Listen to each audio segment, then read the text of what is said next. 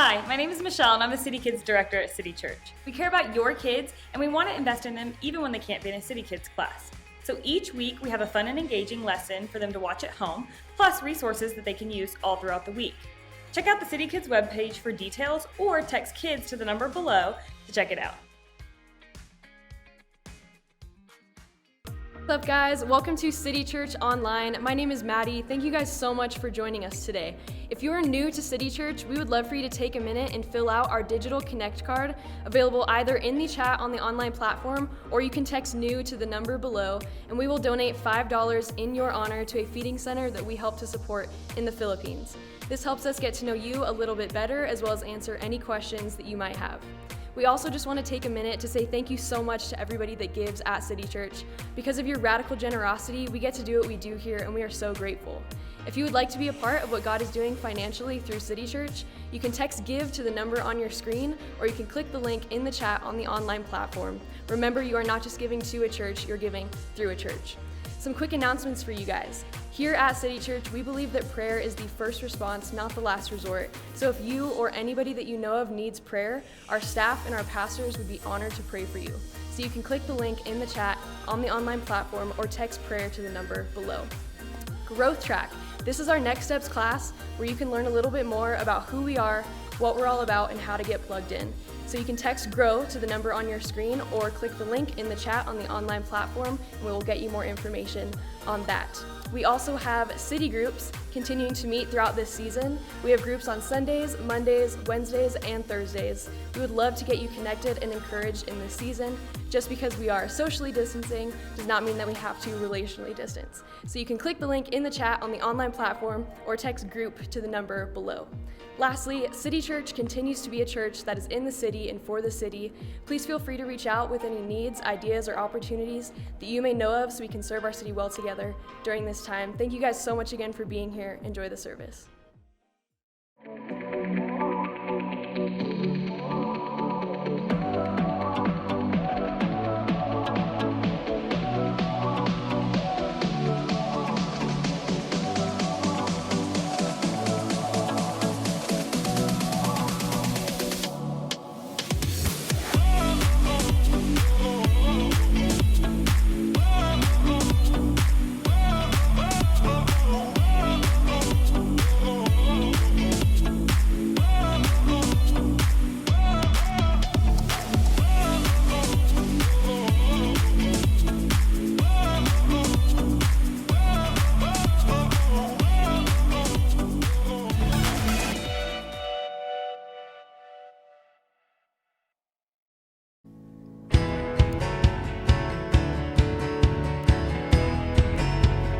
Come on, let's sing about our God. He's immovable, unshakable, unstoppable. Come on.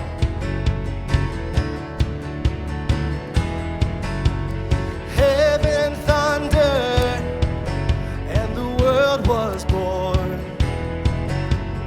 Life begins and ends in the dust you form. Faith commanded, and the mountains moved.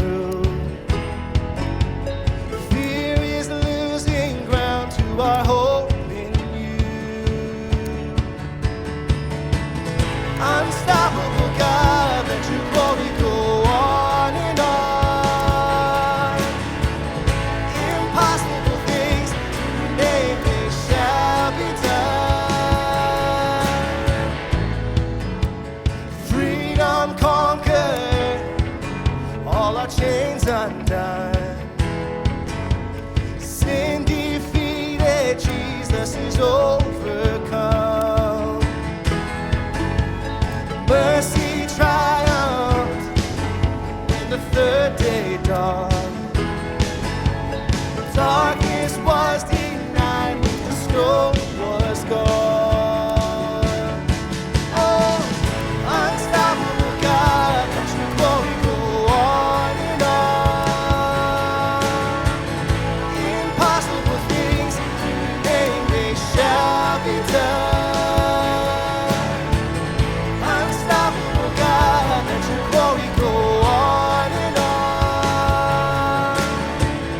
Impossible things, in your name they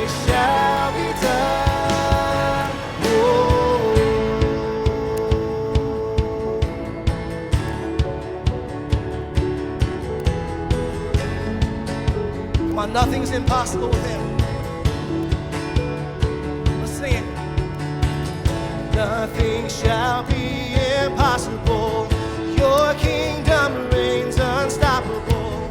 We'll shout your praise forevermore. Jesus, our God, unstoppable. Nothing shall be impossible. Your kingdom reigns unstoppable.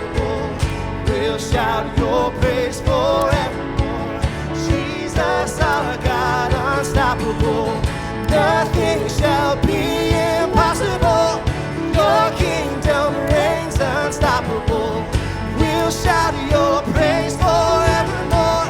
Jesus, our God, unstoppable.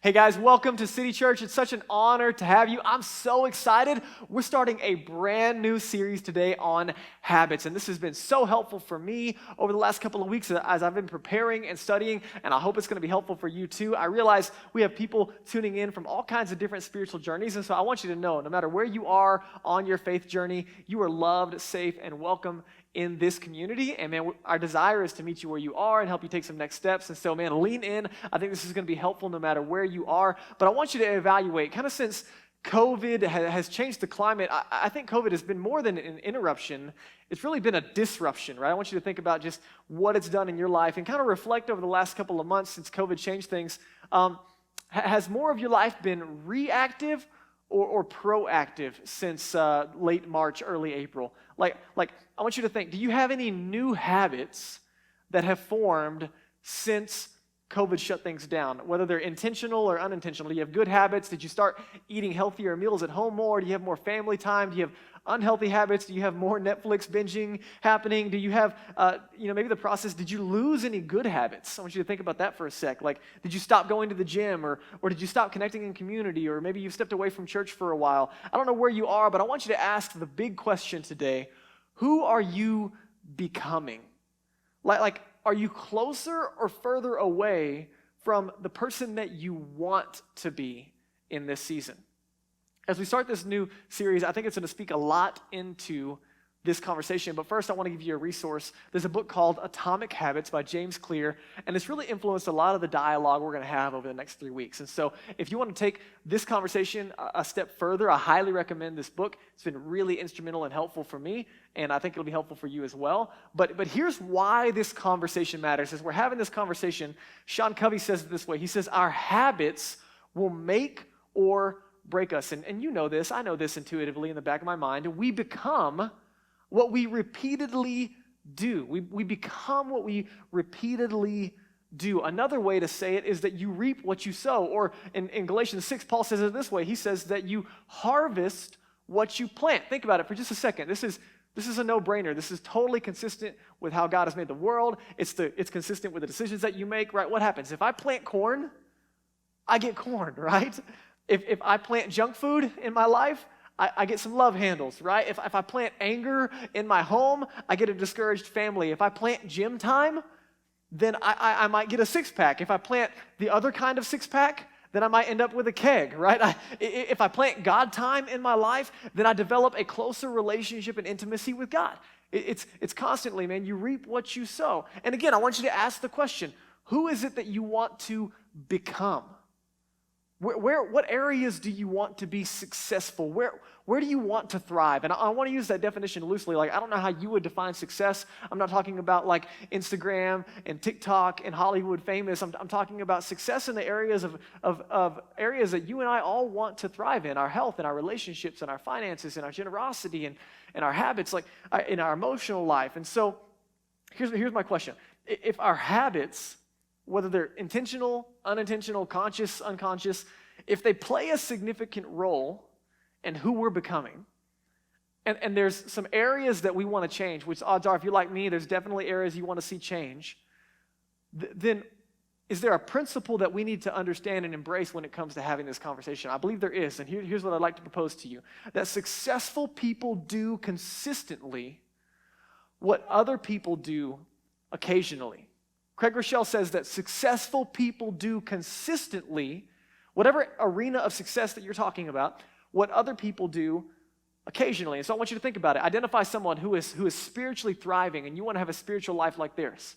They do consistently in their spiritual life what others do occasionally, or find someone who's financially successful and incredibly generous. They're doing consistently what others do occasionally. Find someone who's got a relationally thriving life. Their marriage and their kids and their friends, they're all thriving. They're doing consistently what others do occasionally. The same for someone who's thriving physically or emotionally. Here's what I need you to understand. It's the work that no one sees that produces the results that everyone wants. And so we're going to press into that. I want you to think about the life of Jesus for a second. Can you imagine Jesus just like one day throwing up his hands and saying, man, guys, I just can't find time to pray.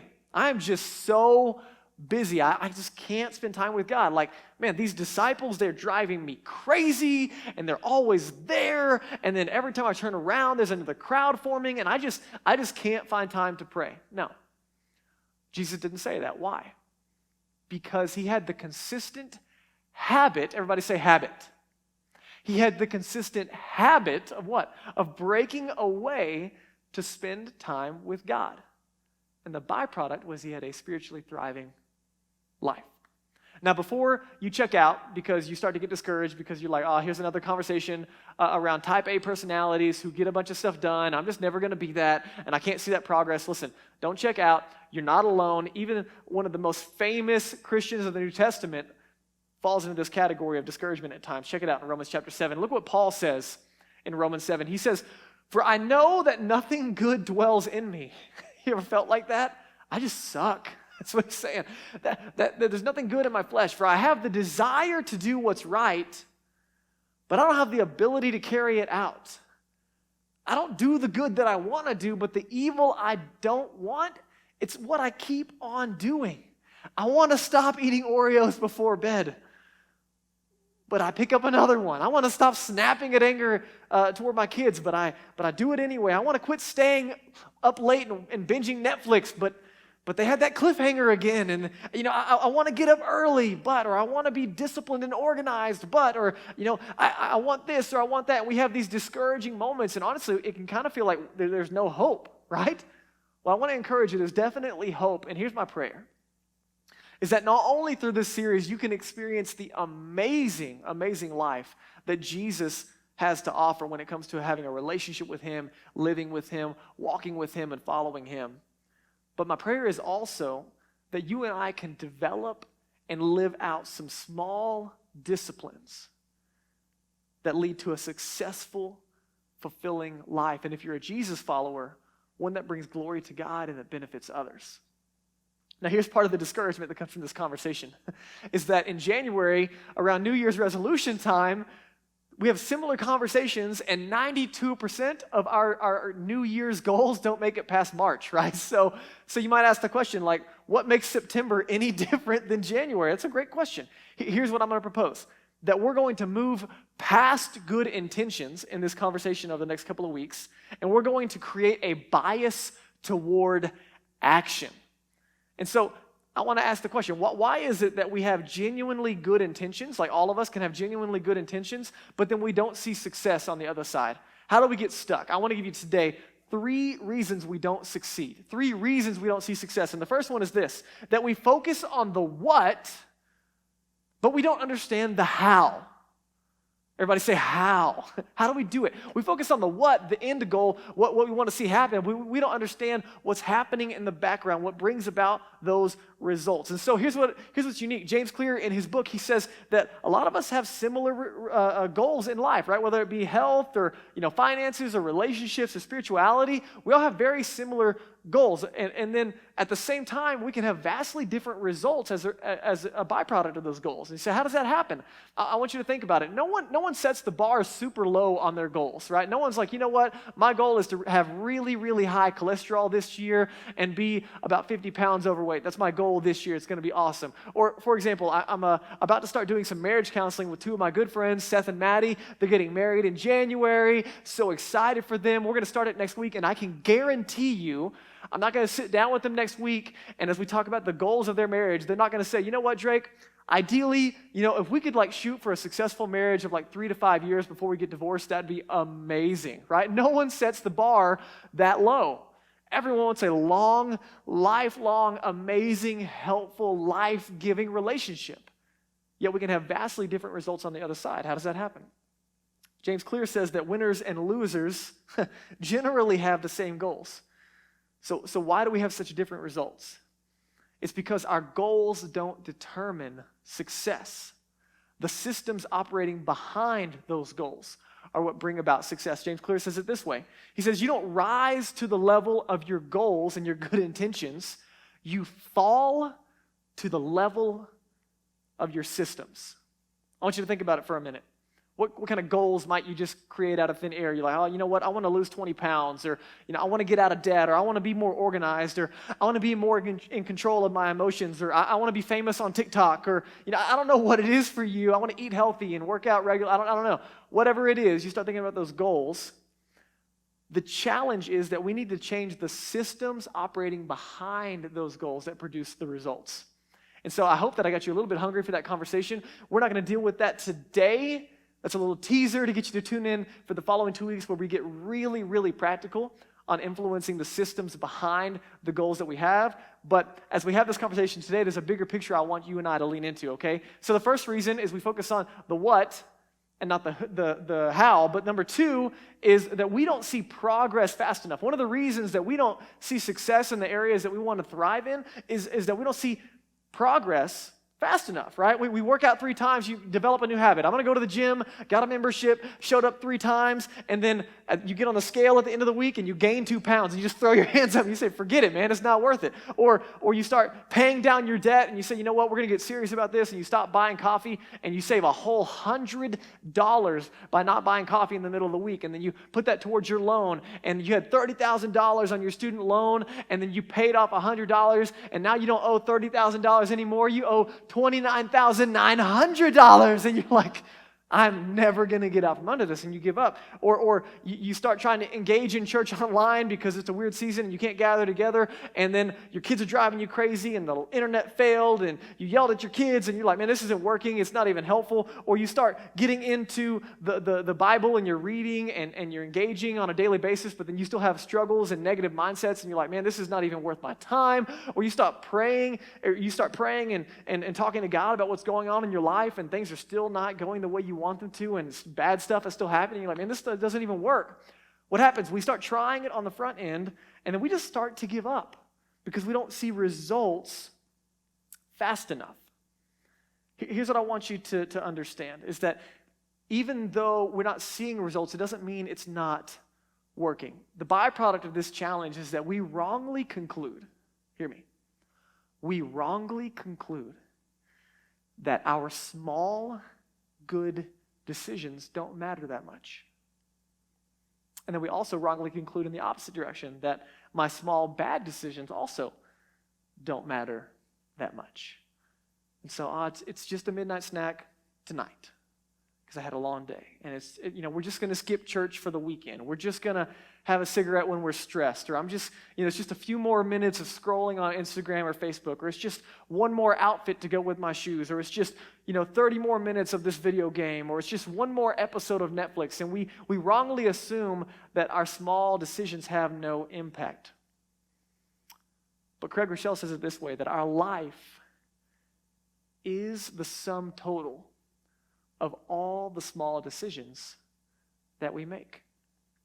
And you know this. In the back of your mind, you know this. That we rarely ruin our lives with one poor decision. What is it? One bad decision after another that culminates in results that we wish we didn't have to experience. On the other side of the conversation, when you look at someone successful, when you look at someone and you say, man, how did they get there?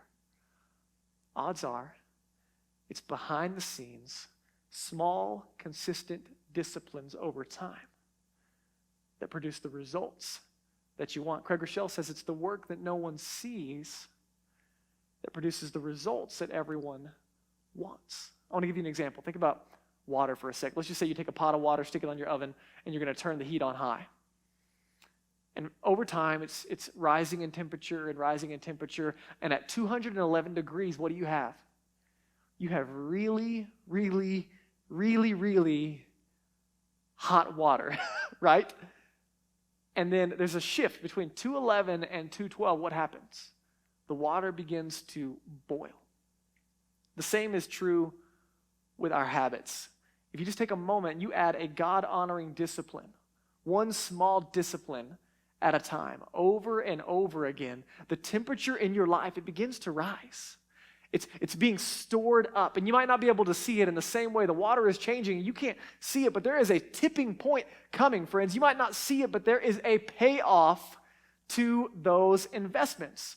We get stuck and we say, oh man, they're just an overnight success. No, man. Normally, a normal average person who has success in an area that you want success, it's the private sacrifices that no one sees. It's the consistency. It's the self-doubt that you have to get over. It's the failing and starting again. It's the work that no one wants to do that gives us the results that everybody wants. And this is why Paul says in Galatians 6, he says, man, don't get tired. Don't get weary of doing what's good. Don't give up. Because at just the right time, you will reap a harvest, a blessing if you don't give up. Don't get tired of getting up early. Don't get tired of going to the gym. Don't get tired of living on a budget. Don't get tired of engaging in church online. Don't get tired of going to a city group. Don't get tired of loving and serving your neighbors. Don't get tired of being generous. Don't get tired of reading the Bible. Don't get tired of prayer. Why? Because there is a harvest coming. Don't give up. Number 3, one of the reasons we don't see success is because our distorted identity, and it sabotages our success. You remember Paul, we looked at him earlier. Here's what he said after he was having that struggle of good habits in his life. He said, what a miserable person I am. You ever felt like that? Like, I suck, man. I just can't get it together. What a miserable person I am. Who's going to free me from this life that is dominated by sin and death? He says, man, where's the hope? There is just nothing that I can do here. Here's what I need you to understand, is that what he's doing in this sentence, in this phrase, he is connecting his activity to his identity. One of the reasons we don't see success is because when we mess up, when we fail, it's not just that we failed, but rather we identify as a failure. It becomes a part of our identity. And I need you to know, man, you're not alone if you struggle with this. That we get stuck in these mindsets and we say, man, this is just the way that I am. I'm just always going to be overweight. I'm just always going to be impatient. I'm not good with money, and I'm not a morning person, and I'm just never going to be organized, or I'm not empathetic or thoughtful, or I'm just too emotional, or I'm just too impatient, or man, I'm just not good at this, and I'm just not disciplined in that. And we have these negative mindsets that are working in the back of our mind that keep us from seeing progress. Here's what I need you to understand. There's a cycle. An unhealthy identity, it creates unwise habits. And unwise habits, they reinforce unhealthy identity. And unhealthy identity creates unwise habits. And unwise habits reinforce unhealthy identity. It's an identity issue. Here's what I want to recommend. Before you and I start with our do goals, I want you to start with a who goal. Who do you want to become? Before you make a long list of all the things you want to get better, who do you want to be? Why? Because identity, it shapes action. When you know who you are, you know what to do.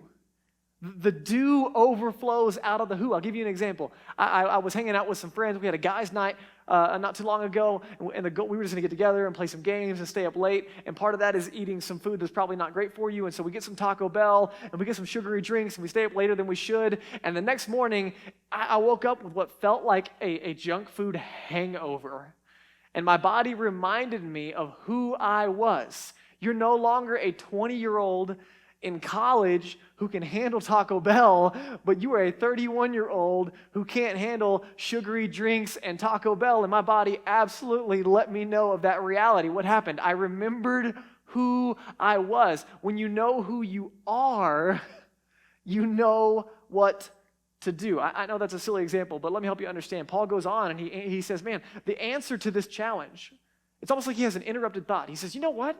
The answer to this identity issue is Jesus. And you're like, man, I don't know about that. Listen, hang on for a minute, man. It's so helpful. He says, the answer is Jesus. Let me give you another example.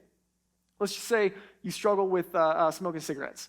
And it's a break at work, and you have some buddies you smoke with, and you go outside, and you're trying to stop. And so one of your friends says, hey, would you like to smoke?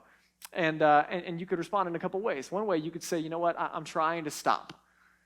And in that moment, what are you doing? You're identifying as a smoker who's struggling to stop. Or you could respond, no, I don't smoke. It doesn't mean you don't have the struggle. It doesn't mean you don't have the desire. What does it mean? That you're embracing an identity that is different. This is why Paul says in Romans 6, he says this. He says, I am no longer, he says, we know that our old selves were crucified with Jesus so that sin might lose its power in our lives.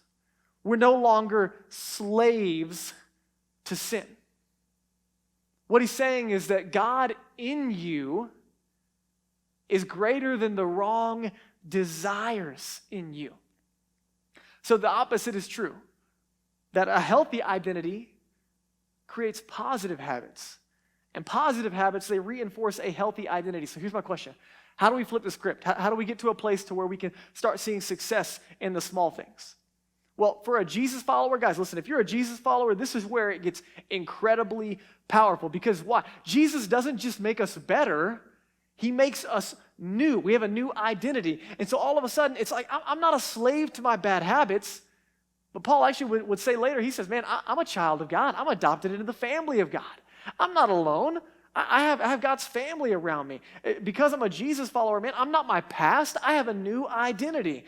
And it could even go like this, man, I'm not a church person. I'm a Jesus person. And because I'm a Jesus person, I'm close to God. Because I'm close to God, I spend time with him and I read the Bible and pray. You see how identity influences activity, right? Because I'm a Jesus follower, I'm a servant. Because I'm a servant, I'm a contributor, not a consumer. Because I'm a Jesus follower, I'm not just part of the church. I am a part of something bigger. Man, we are the church. Because I'm a Jesus follower, this community needs me. Because I'm a Jesus follower, I need community. Because I need community, I embrace a city group. You see how identity begins to flow into activity? You might be like, Drake, I'm not really a Jesus follower, so I don't really know if this applies to me. It absolutely does. Check it out. It applies in every arena of life. Man, I don't eat junk food because I'm a healthy person. I'm organized. I live by a budget. I have self-control. Whatever the identity thing is that you want to embrace, that identity reinforces activity. So here's the question. Who do you want to become? Who do you want to become? I'm going to invite Daniel to come up and play. And as we reflect on this, I just wrote some things down. And I hope you'll get a pen and paper out. And I hope you'll take a moment and reflect for a minute. Who do you want to be? And for me, man, I was reflecting on just my life and what people might say about me at the end of my life. And I hope people will say things like, man, Drake loved Jesus. And he was crazy about his wife. Man, he was present, and he was fun, and he was a life-giving dad. He was rich in friendships. He was rich in experiences. He was rich in generosity. He was a great listener, full of love, full of grace, full of truth. But you know what, man? He enjoyed the ride. Man, he loved people. And I don't know that people will say this, but maybe they will intuitively feel it. Someone might think, you know what? I'm closer to Jesus than I've ever been. And I'm more on mission than I've ever been because of his influence in my life. Why does this matter? Because successful people do consistently what others do occasionally. And I can't know what I should be doing without knowing first where I want to go and who I want to be. So who do you want to become? You know, if you're not a follower of Jesus, and I want you to take a moment and simply reflect. But the love of God is amazing. And you're invited to love God and love people. But let me help you understand that loving God is not something that you manufacture in and of yourself, but rather it's something that you respond to, and it's something that you receive. That Jesus dying on the cross in our place for our sins was the demonstration of the love of God for me and for you. And Jesus rising again from the grave is the demonstration of the power of God to make you not just better, but new. And Jesus changed me, friends, and he can change you. And maybe today for the first time you're ready to say, Drake, I'm ready to follow Jesus and give him my life. Jesus, I'm sorry for where I fall short. Man, I need you to save me and set me free. For those of you that are followers of Jesus, I want to give you a couple action steps on the screen. Work on who you want to be this week. Write it down, get it on some paper. And as you work on that who goal, identify a few things that you do occasionally that you'd like to start doing consistently. And lastly, and share it in your city group. Let me pray for you. God, thanks so much for our time today. And show us who you want us to be and help us to move in that direction. It's in Jesus' name. Amen. Thank you so much for watching. We would love to connect with you and help you take next steps in whatever way is best. Just text that number on the screen and our team will be sure and follow up with you.